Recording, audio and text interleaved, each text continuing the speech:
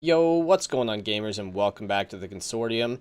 We have another update video, guys. Epic Games, I literally am at like a loss for words because Epic Games has been phenomenal with keeping us up to date. There's actually two update videos coming. The first one I wanted to do was, of course, the Battle Royale update. This came out on the 3rd of October, so I'm a little bit late on it, but there's so much good shit in it that I had to bring it to you guys. So let's go jump right into it. First of all, they talk about the duos. Duos obviously released today, but they do talk about how they're not releasing in all regions because they want to make sure that the playlist works and that it's not going to cause any issues before they roll it out everywhere. So if it's not released in your region yet, just wait. They're pushing it out. They just want to make sure it's good for everybody. Supply drops. Supply drops are going to be amazing. I think the reason I'm excited about this one, guys, is I think the game was lacking something, but I couldn't really put my finger on it because I loved it. Throwing supply drops in the mix to just kind of like to throw a wrench in everybody's plans is just super exciting to me. They're most likely to contain the rare weapons, and from what I've seen when I was watching games today, I didn't see a single supply drop that dropped anything besides oranges. I'm assuming that it can drop purples, and I mean it also dropped like shields and med kits and stuff like that, but when it came to the weapons, I only saw legendaries drop. Almost all of the weapons are hit scan in the game. If you guys didn't know that, or if you don't know what hit scan is, it means when you fire, there's no travel time. So wherever your crosshair is on the map, that's where your bullet's going to hit when you pull the trigger. They knew they needed to still change it though, like they say right here. This often led to being shot by someone who you couldn't see, making crossing open fields too risky, led to more conservative play, camping became dominant. It also didn't differentiate the weapons well. If a pistol can kill a person at the same range as a rifle, is there any differences? That it does make sense, guys, because you want each weapon to kind of have its own strengths and weaknesses. Obviously, shotguns up close, they're going to fall off with range. Then behind the shotguns, you're going to have your SMGs, you're going to have your mid-range SMGs, and then you're going to have your rifles, which should kind of be in between. Should be almost like a sniper rifle, but not quite, because obviously you got a faster fire rate. And then you have your sniper rifles, which are, all the range, but a lot harder to hit the shots. So, that's definitely difficult for the developers to work with, and that's what they're talking about here. They talk about, right here, they mentioned they did some iterations with the aggressive fall-off damage. So basically, you would have hit scan, but the damage would just fall off with the distance. But they ran into three big issues, which was it felt unnatural to hit a faraway target and do less damage. It was unclear at what distances the damage would be reduced. So as a player, you weren't really sure, should I move up to this point? Should I sit back? Like, kind of, it made it unclear what you should be doing with your shots.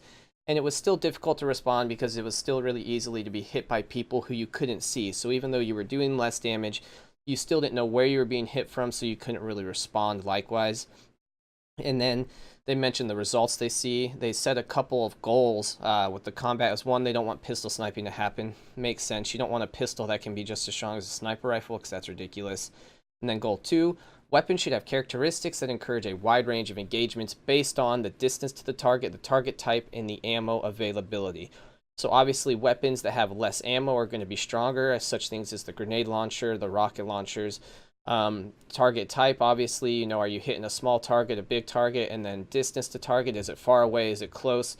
All that stuff should play in, and when you're actually doing that as a dev, it's obviously not easy to factor everything in because you have so many different things that you have to build into the formula. That's just not easy. So I definitely respect Epic with what they're trying to do here. And they're meaning accuracy as a mechanic to force closer engagement distances, which is, I like sniping, and I think a lot of people do, but it's also fun to get into those fights. So you kind of want that to happen. You want both things to happen in a good game, right? You want to be able to snipe when it's necessary, but you also want to have those close engagements where it's a firefight, where the guy who has the best aim is going to win, who come out on top, right? The best skill comes out on top. And so from here, now they talk about what are they going to do going forward. And they have a few approaches that they're going to target. One, some of the weapons don't quite live up to their expectations. The biggest are obviously the assault rifles and SMGs, which we've talked about. SMGs, I hear a lot of people complain about them. I don't use them much, so maybe I need to use them more to be able to feel what exactly is wrong. But assault rifles, I do agree with that. It's kind of unclear when you're in the game what's actually making you more accurate or not, so they're looking into ways to improve that, to improve the usability on the reticle, so it kind of gives you a better ability to affect your shots, to understand what's happening to your shots and them not being based off of RNG. So they mentioned they're going to be running some prototypes. One of the things they're doing is adding more recoil, but reducing the accuracy penalty. So it's going to be easier to hit the shots that you're aiming, especially on the first shot. But then as the recoil kicks in, it's going to take more skill to put those shots back on target. So basically, it's going to become more of a skill-based shooting rather than RNG-based. The next thing they're going to do is they're going to enable projectiles for all weapon, or at least they hope at some point they can do that, which means all weapons are going to be like the sniper rifles. It's all going to come into, you're going to have to lead your targets, you're going to have to aim up if they're further away, it's going to basically have the same feel of a sniper rifle, but obviously within their perspective ranges. And you're going to feel it more when people are running and when you're moving, because you're going to have to be able to compensate for those two different movements. And for those of you who like to help out the devs, they do have forums and they do encourage participating in the discussions on those forums. They also plan to spin out a PTR coming up soon here. So if you're interested in helping them out by running on the PTR, you'll definitely be able to do that. But definitely go by the forums, guys. If you see any glitches in the game or any issues, let them know so they can address them. If you just have any great ideas or anything you'd like to see or changed just based off of playing it for a long time, or just any opinions you may have, definitely let them know. Because, I mean, anything they hear from us helps them improve the game. And when they improve the game, it makes it better for us. So, again, guys, I appreciate you coming by. Hopefully this video has helped you out and given you a little update on what they're planning for the Battle Royale in the future. I'm super excited about it. I plan on playing this game for a while into the future and not stopping. So if you guys want to play with me or you have any questions, just leave it in the comments down below. Leave your gamer tag if you want me to add you. And again, guys, if you liked the video, giving it a like really helps me out. And if you didn't like it, dropping that thumbs down or giving me a comment down below what I can change to make it better is always very helpful for me.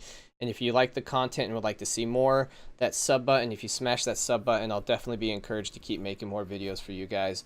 And I do appreciate all your support, and I hope you guys all have a good one.